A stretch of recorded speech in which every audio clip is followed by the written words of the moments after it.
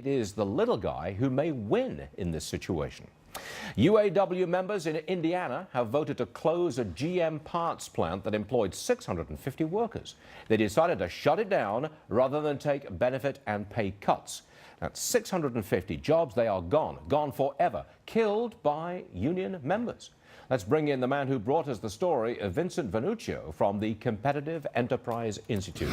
Vincent, let me make sure I've got the facts right here. The union members were presented with a choice: take pay and benefit cuts and keep the plant open, or reject the pay and benefit cuts and it closes, right? That's absolutely correct. Well, good morning, Stuart. Thanks for having me on again. The union members were presented with a choice. The plant, it's a GM parts plant in Indiana, and this was on the chopping block because it was part of the GM bankruptcy. It was in the old GM liquidation arm.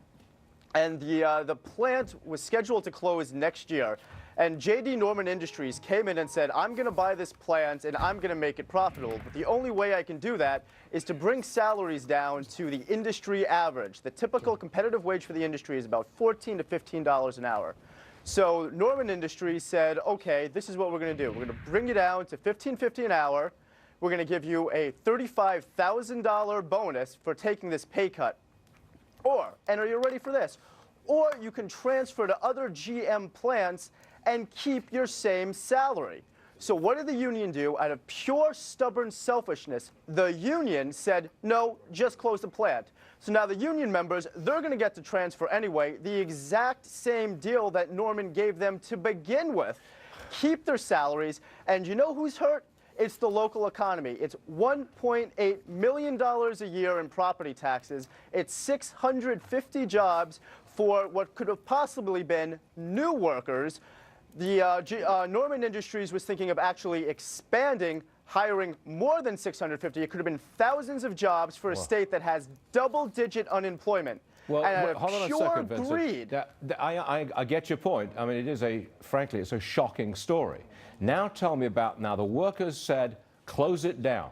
You said that they have the choice, actually, of going to other plants and maintaining their old, very high-level wages.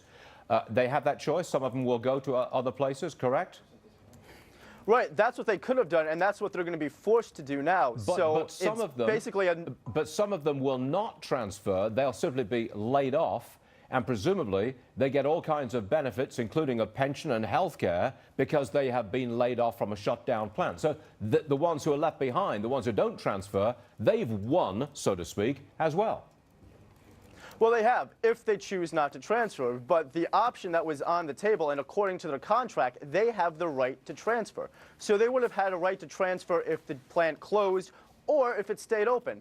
So essentially, it was a no-lose situation for them one way or the other. Now, if they choose to say, I'm not going to transfer and get laid off, then yes, they get their pension, they get their other benefits. So it's a win-win all around. In fairness, though, we should say that the union leadership wanted to accept the deal and keep the plant open. That is correct, I believe. It was the membership, the guys and the ladies themselves, who said, no, shut it down.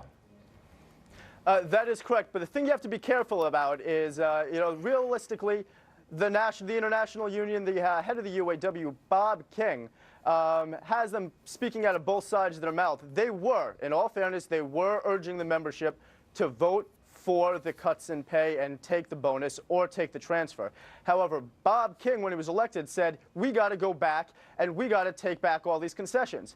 So the question is, long term, what would have happened? Even if they accepted the concessions, would 1, 2, 3 years down the road, the prices be spiked up again and the plant be brought back into unprofitability? You know, Indiana's got an unemployment rate, I believe, of 10.2%. I have to believe that the political leadership in Indiana, whether it's Democrat or Republican, will be appalled at this decision by the workers. Well, the political leadership in Indiana was begging the membership to please, please, please keep the plant and transfer if you can, or take the cut, take the bonus. We had the governor, we had the Secretary of Commerce, both begging the leadership. And they made a valid point. After the vote, after Norman Industries said, well, we just can't make money off here, we're going to have to go somewhere else, they said, remember, GM, in the interest of the workers, took $50 billion of taxpayer money to keep these workers working. Got it. Your money and mine, and now they're voting out of greed to close down this plant, lay off 650 workers, and cost the local economy $1.8 million just in property taxes, not to mention all the ancillary benefits from this plant being open. Vincent, you can be sure we're going to get a few emails on this one. It's a shocking story, and we thank you very much for bringing it to us. Vincent Vernuccio, thanks. Great. Thanks, All Stuart. right, in our next hour, one of the men who